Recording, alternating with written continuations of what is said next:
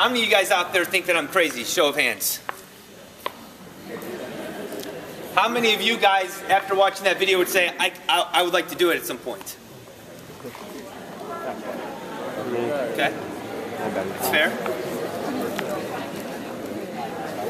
What I'm going to tell you is there's going to be 3 crucial characteristics that you're going to have to achieve, or that you're going to have to install within your life today if you're going to want to do something like that, or anything that you want to do and accomplish in life. Whether you want to go into law enforcement, you want to be a professional athlete, you want to be a future teacher, if you want to go to pre-med, if you want to be the valedictorian of this class, if you want to win state championships, whatever it is that you want to do, you're going to have to believe. You got to believe in yourself. If you can't believe in yourself, you'll never accomplish anything. The next thing is you're going to have to set goals. What are goals? Are they made up? Are they clearly defined? Are they not important? And the last thing is you're going to want to sacrifice. You'll hear me say this over and over today, but when you sacrifice, you must be willing to give up to go up. What are you going to get rid of today in order to accomplish bigger things later on in life? From the belief standpoint, when you see this slide, the first thing that people start telling you is, how many times have you heard people tell you, you can't do it? Or no, or it's impossible. How many times do you hear yourself saying, I can't get an A on this test, I didn't even study for it. There's no chance. I don't think we're going to win the game today, Coach. We didn't have a good week of practice. How many times? It happens too many times. But if you start to believe and you start to think with your subconscious mind, feeding things in, saying over and over and over again, this is what I'm going to accomplish, it starts to create a habit. Okay? The science behind it all is that you have a conscious self and you have a subconscious mind. Okay?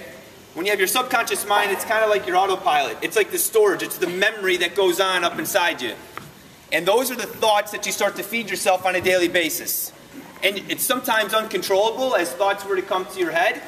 But the more and more you feed yourself positive comments and positive remarks, it starts to become stored in your conscious self. It's kind of like if you have a piggy bank and you start adding coins in one day after the other, after the other, after the other, eventually that piggy bank's going to become full. Okay? That's kind of the exercise.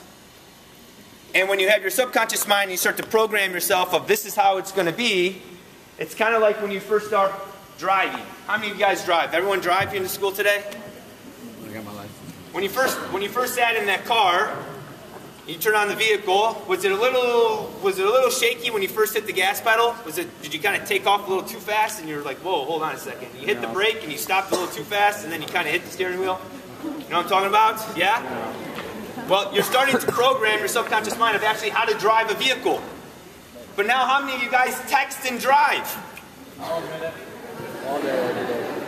How many of you now are talking on the phone and driving? What is that, right? But it's your subconscious mind, guys, it's your subconscious mind that has created a habit that it's on autopilot. You know exactly how to get in the car and drive. You know exactly what speed limit you're going. If it's 60 miles an hour, you can look at the call and say, oh, I think I can take this, or you're not going to take it. I recommend you don't take it and you focus in on driving, right? But that's the reality. Okay? And those beliefs, okay, they say for every one habit, you need 10 more positive habits, or positive thoughts, per se, to overtake that one.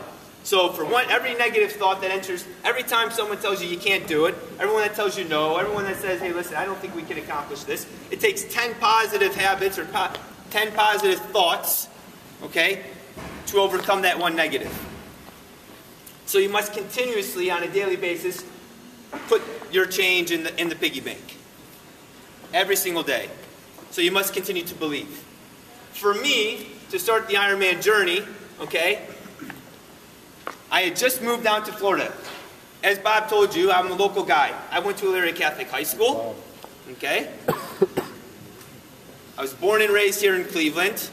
I played my college soccer at the University of Akron, and after school, I ended up making my way down to Florida to work for a company called IMG, one of the conglomerates and behemoths in the sports and entertainment industry. When I'm down there, I had this unbelievable opportunity to enter an Ironman in New Zealand. So I told myself one day when I was sitting in Indiana and it was our last college game of the season that these guys are crazy, but I think I'm going to accomplish it. Same question I just asked you guys, who wants to do this? I told my coach, and now immediately when I told him that I was going to do it, I was accountable. I'd committed. Did I know when it was going to happen? No.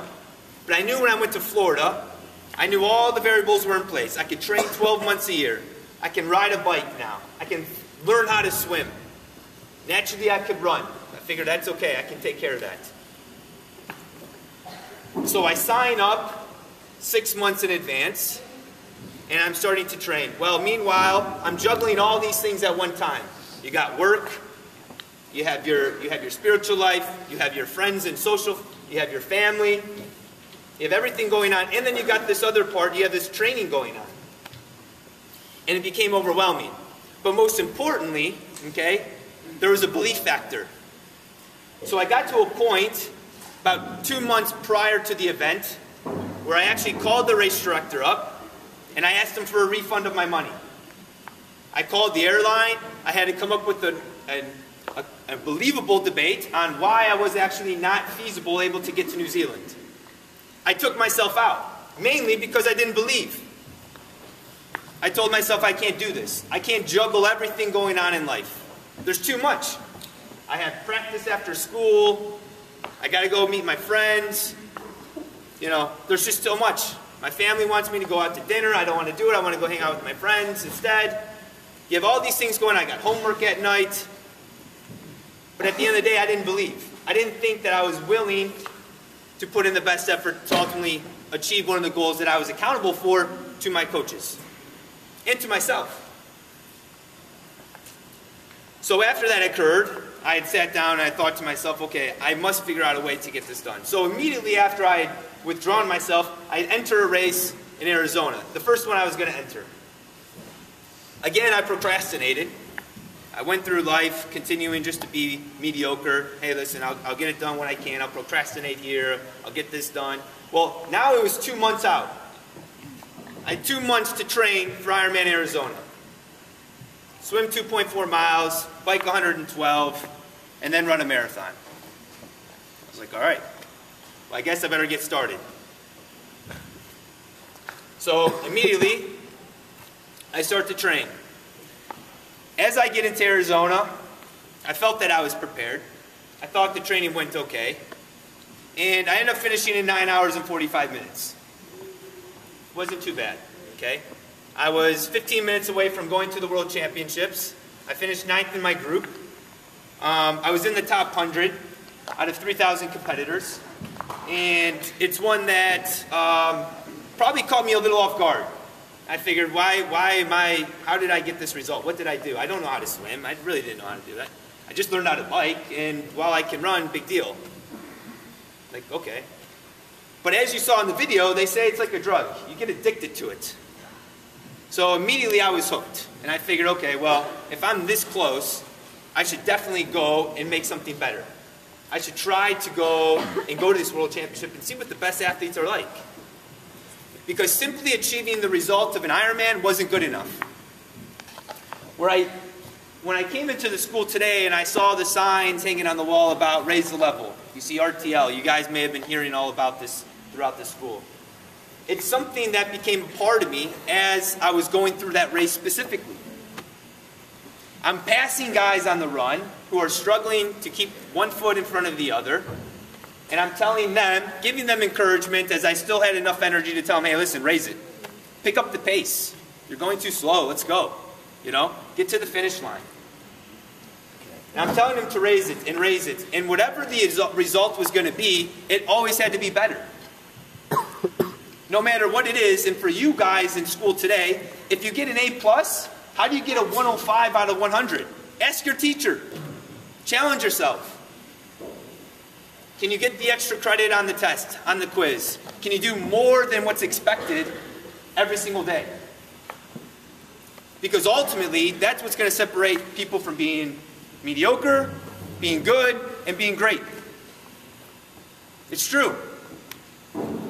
So for me, 9:45, going to Ironman Arizona, okay, I could have been content. I completed it, checked it off, next thing, let's go on to the next goal in life. But I was hooked, and now I said, listen, how can I make it better? So immediately I entered myself into Ironman Louisville, which was the following summer in 2010. And you'll see, this is kind of one of the photos. This was in Arizona on the left, and then this is in Louisville on the right, okay? So immediately, I was telling myself, okay, I can get into Louisville, I can put some more training together, I can accomplish the goal of getting to Hawaii and go from there. Well, as soon as that happened, I knew that I had to start some more defined goals. And we talk about goal setting, okay? This photo that you see right here was kind of a proof that was on a cover shoot for an SRQ magazine back in Florida. They had taken the top 10 athletes in Sarasota County where I live, and they had done a story on what we were doing and what we're about and where we're going and things like that. So as soon as I knew that I was going to Louisville, I said, listen, I'm a big believer in setting goals, so I'm going to write this one down. So this is an actual photo that I created out of that cover shoot. I wrote down the exact splits of what I wanted to achieve in order to make it to Kona. I was going to swim in 1 hour and 5, I was going to bike 450, I was going to run a 3:05 marathon. So that's about the equivalent of biking 23 miles an hour over the course of 112 miles. And then that was also going to be about a 7 minute, 5-second pace over the course of the marathon. The swim was probably going to be about 140 per 100 meters. Okay, that was the goal. So when you start to set goals, everybody, you're going to have to write them down. If you don't write them down, you may never achieve them. But then you have to look at them daily. Okay? And make them as clear as possible. Because ultimately, that's the roadmap to where it is that you want to go. For me today, true story, I woke up this morning, and as much interaction as I've been having with Julie and everybody here about, okay, I'm going to be at Brookside High School, this is the time, this is where I got to go. I actually got in my vehicle today, and I realized I didn't even have directions. I was like, how am I getting here? Oh my gosh, where am I going? I had no clue. I knew where I had to be, but I didn't know what road to turn on. I didn't know how to get there. My parents' house is in North Ridgeville, so, okay, how much time is that going to take me? I don't know. So, we have great phones today, so I got my GPS out, and, you plug in the address, you look it up, and boom, you get it. But I knew where I was going. I knew I was going to get there. I knew when I was going to make a left turn. I knew when I was going to make a right turn. I knew what my speed was going to be, and it gave me an estimated time of arrival. No different than having goals. How are you going to get there? What do you want to accomplish? Do you want to be the valedictorian? Do you want to be an astronaut? Whatever it is that you want to believe to achieve, and setting the goals, you can accomplish it. So I set these goals out, and I started training. And long story short, Ironman Louisville comes, and it didn't go exactly how I expected it to go. Nutritionally, I had a disaster. I was cramping in the 85th mile of the bike. So if you can imagine, I still had another 30 miles to ride on my bike back to the finish line, and then I still had to run a marathon. I was like, all right, this is going to be a long day. So I get off my bike, I'm cramping, I run the 26.2 miles, I finish. I was probably the happiest guy in the world to have crossed that finish line. And then I realized I wasn't the happiest. Because the goal that I had set out for that particular day, I didn't achieve it. I had come 4 minutes short of going to Hawaii. 4 minutes. I had been racing for 10 hours and 35 minutes. 10 hours and 35 minutes. I was putting myself through as much pain as possible to get to the finish line in order to go on the biggest stage in triathlon. But where I actually lost the race was in my head. It was my belief. I had already told myself when I started cramping on the bike, this was not going to happen. I didn't have the right nutrition. I didn't train well enough. Maybe I came in overtrained. Maybe things just weren't going to happen. Maybe this wasn't for me. Maybe the people were right when they told me that I can't do it. You can't achieve your goals. You can't go and do this. You can't go do that. Maybe they were right. So I came 4 minutes short.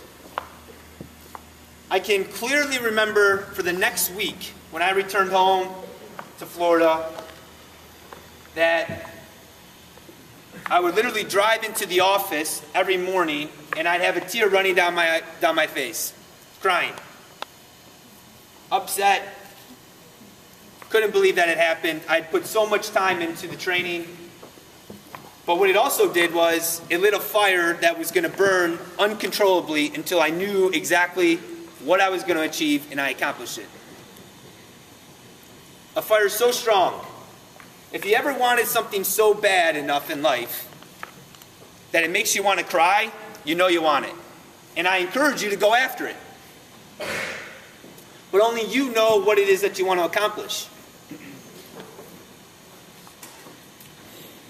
So I rededicated myself and I immediately started to train. And fortunately for me, there was an opportunity in 2 months from then, in November, to go to Ironman Florida, which is in Panama City Beach, Florida,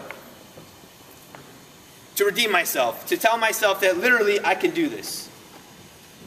So I had to start to believe. I had to reset and redefine my goals. What kind of splits am I going to get? Am I still going to swim an hour and 5 minutes? That was to be determined. So I had to start doing things that I was never, ever thinking I was going to do. I had to get out of my comfort zone. Whenever you want to go and achieve something in life, you're going to have to become uncomfortable. If you want to go through and just say, listen, I'm okay with just getting C's and B's, I'm going to just be a 2.0 student, I'm going to be a 3.0 student, so be it. But you're never going to exceed at a high level if you don't become uncomfortable. So what did I do differently going into Florida than I did at any other point? Well, first off, we'll talk about some of my daily scheduling of how much I was training. But what I would actually say is I rode my bike from Sarasota to Boca Raton, Florida, across the state of Florida. Just one day, as an alum of the University of Akron soccer program. They had a match on a Saturday against FAU, Florida Atlantic University. And I just decided, hey, listen, you know what? I'm going to go bike to that game. I'm going to go ride. Why not go and accomplish 2 birds with 1 stone, kill 2 birds with 1 stone? I'll get on my bike. I'll ride to Okeechobee. So on Friday, I rode 130 miles. I left work at 12 o'clock. I got into the hotel at 6. I spent the night. I finished the remaining 70, 75 miles to Boca Raton on Saturday morning. I watched the match on the evening. I went to sleep. I woke up the next day at 7 o'clock in the morning, expecting just to ride the next 70 miles back to Okeechobee. Well, I got riding, and even though I just rode 200 miles across the state, I actually felt pretty good. So, again, do you want to settle for, mediocrity, or do you want to, be good, or do I want to make sure that I'm actually going to be great? Do I want to make sure I'm going after the goals? So, I had to make a decision as I'm riding. I'm just going to do the whole thing. I'm just going to go. I'm not going to stop. I'll stop at the gas stations. I'll get more fluids. I'll get some food in me. But I'm just going to go. So in one day, I rode my bike across the state of Florida. In 3 days, I rode 400 miles. I averaged 20 miles an hour for the 200 miles on the way home. And I knew I had gotten a pretty good base of training in. And more importantly, it provided confidence and belief that I was going to be able to achieve these types of goals. So what happened at Ironman Florida? I go to Ironman Florida. I come out I come out of the water at an hour. So I beat the hour and 5-minute split. On the bike, I biked 450 exactly. I ran 310. The time that you see there would equal 9 hours and 10 minutes when you include transition. I finished the race in 9:09. I was the first one in my age group. I was the top overall, not the top overall amateur, I was the top amateur in the race. And ultimately, I knew I was going to Kona. I knew I was going to go to the World Championships. I was going to compete amongst the best. And I knew that I was going to go give it my best effort to see how good I can measure up against anyone in the sport in the world. It didn't matter. But what I was willing to do was to believe, I was willing to set goals, and what you also know is I was willing to sacrifice.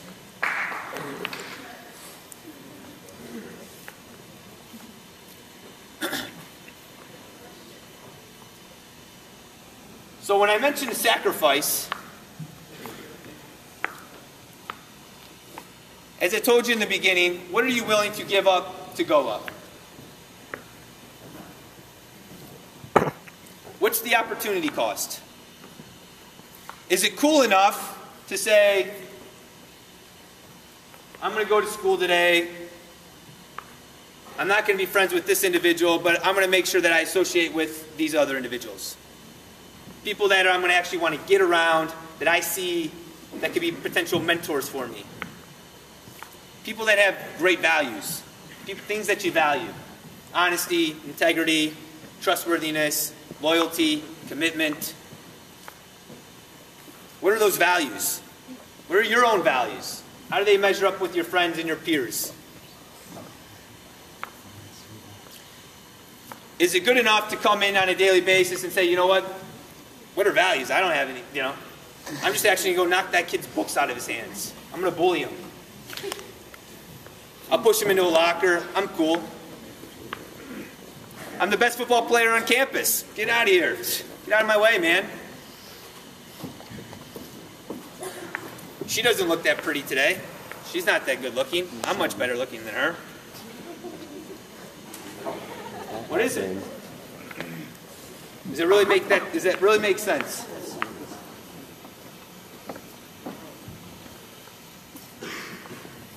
We can all go around and think much more highly and tout our horns and think that we're that good. But ultimately, okay, the impact that you have within yourself, how you feel intrinsically, will ultimately have a reward on others and how you impact their lives as well. So by going around and spreading messages that have a negative impact, it's going to have a negative impact on you. And if you want to go into pre-med, and if you want to go into law enforcement, if you want to be a teacher or an astronaut or anything you want to do, you got to stop it. It's not even needed. Because those things will carry over later on in life. And it's going to affect you short term as well. You'll be serving time in detention, you'll be getting suspended, there's going to be other repercussions. Now it becomes a spiral effect. Those are habits that you start to create because now your subconscious mind is feeding that into your conscious self and you ultimately believe, this is what I do. This is what you think is right. And now you start to believe it. Then your actions speak louder than words because now you're actually doing it. And now you're getting off on a direction and a path that potentially doesn't look exactly where you want it to be. There's so many stories out there. Who's ever read the book or heard the book Harry Potter? Okay? No. Hey, note this. Note this. The author of that book, okay, had 12 publishing companies deny the first book that she ever wrote. 12. But it only took one small company that the CEO son pleaded, because he was dating her, pleaded with his father to publish it, to help her out. And look where it's gone today. It's pretty impressive. So getting back to the Ironman journey, I had now gone to Florida, I thought I had set out something. I had accomplished everything that I wanted to do. I'm going to go to Hawaii. I'm going to kick back. I'm going to relax. I'm going to enjoy the moment. I'm going to enjoy the time there. Well, it wasn't very long that I started to get the itch and get the bug that it just wasn't going to be good enough. It wasn't going to be good enough. I now needed to start doing something, again, much differently, like biking across the state of Florida. I had to do something different. And I had to sacrifice almost the ultimate price to get to where I wanted to be in Hawaii. There was a time in April and May where I had to approach my boss at IMG. I work at an academy, an elite sports training academy down in Bradenton, Florida, where some of the top soccer players from the under-17 national team, and you got Gatorade, who is also a great partner of ours that does a lot of science testing down there. And I had to approach these guys and let them know that what I built in 4 years of my career as a financial analyst for the company, I was willing to sacrifice it and give it all away. I had to go to them and tell them, it's either I need to continue to work or I need to go train. But I know that this is such a passion of mine, it's something I believe in so much that I'm willing to give this up in order to achieve this. 4 years, all my stakes in the company, everything that I had built, all the friendships, the relationships, everything that I had done to this point, I was willing to give it all up. I was going to move to Boulder, Colorado. Yeah, better. Train at elevation, get around the best triathletes in the world. I train on an average of 4 hours a day. As you can see, this was my daily schedule. Almost 5 training sessions. I burned almost 3,600 calories a day.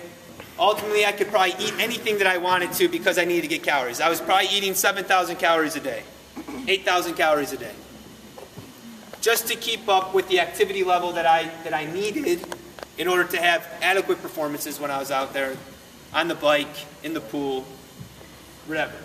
This was my weekly schedule. Anywhere between 25 and 30 hours. Running 60 miles a week at times. Biking close to 300 miles. Swimming almost 10 miles a day. Or 10 miles a week, sorry. 10 miles a week of swimming. Biking 300 miles. Running 50 to 60 miles a week.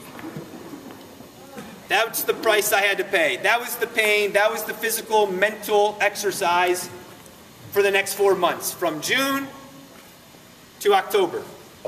That was the exercise. What was I willing to give up to go up? What was I willing to sacrifice to achieve? Did I continue to believe? And did I know the goal of going to Hawaii of what I wanted to attain? The goal was simply become a world champion. That's all it was. Go win the world championship. Be the best triathlete in my 25 to 29 age group. And let it all hang out. So I continued to train, I continued to believe. I get to Hawaii. And just before I went to Hawaii, there was a training race that I also competed in leading into it. 6 weeks out. If you guys remember the story I told you about Ironman Louisville in 2010, I had actually re-entered in 2011 knowing that if I wasn't able to qualify in Florida, I was going to have to go back to requalify for Hawaii the next year. Well, as a preparation, I went back to Louisville to train. Or to race, I'm sorry. And going into it, I was looking at it as a training exercise. Go in for 1 day, swim 2.4 miles, bike 112, and I'm going to run 10 miles and I'm going to call it quits. So that way I'm going to be as fresh as possible when I go to Hawaii. It's going to be a great training session. We'll let it all go. Well, I came out of the swim in 58 minutes. And I'm thinking to myself, okay, I knew I was getting fit. I didn't think I was that fit, but I'll take the time and I'll move on. And then I get off the bike in about 5 hours. And I start running. And I'm looking at my watch and my first mile is at 5:55. And I'm like, okay, I think I'm running a little too fast. Maybe I'll try to slow down a little bit. The next one's at 6 minutes. So for the first 10K, I'm running 6-minute miles. So I'm at around 42 minutes. Actually, I have to take that back. I'm around 36 minutes for the first 10K. And I felt good enough where I said, okay, I'm going to just scale it back. If I can put in a 3-hour marathon, I think I'll be satisfied. But really, the goal was just to run for 10 miles. Well, I start getting word on the course that here I am, and I'm having a pretty good race, and I'm feeling pretty good that, you know, I'm pretty high up in the rankings. I'm pretty high up in the overall results. So I got to 10 miles, and I said, okay, let me see how I feel at 13. I'll just run a half marathon today. And I get to 13, and I'm still looking at my watch, and I'm pretty comfortable. I'm sitting at 6:30 pace, which is on course to do probably around a 2:35 or 2:40 marathon. And I said, okay, I'll just let it go. So I continue to run, and I get word that now I'm the top amateur. I'm the overall class of the field when it comes to all amateurs there. And I made the decision I'll just continue to run it out. You may never get an opportunity to have the success and the feeling of crossing the finish line first amongst anybody else in the field. So I finished it out.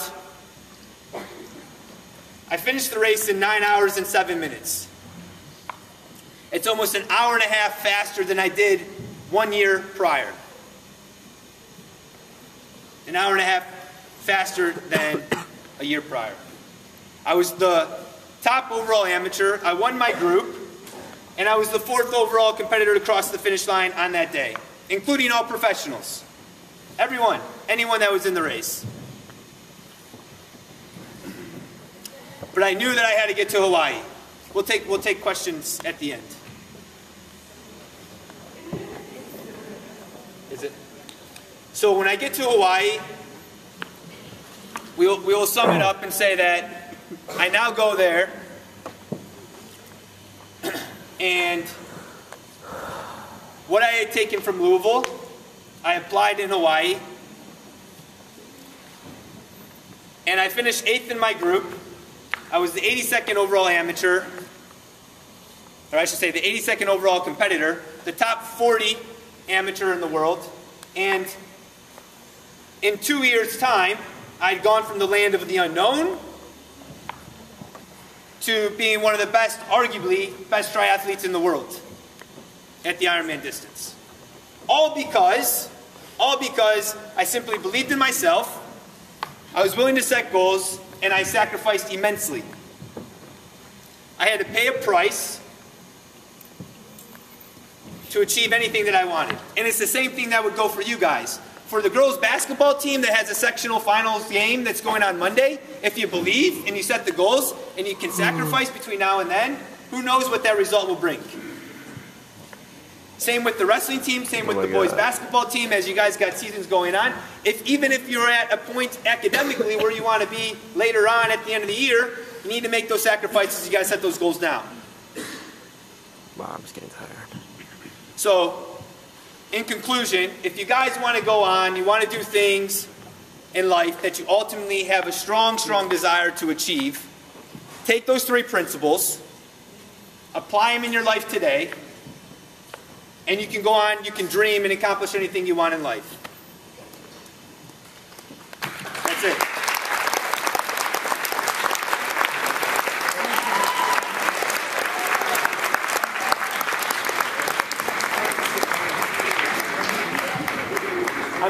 I'm running a little late on time, so I don't know if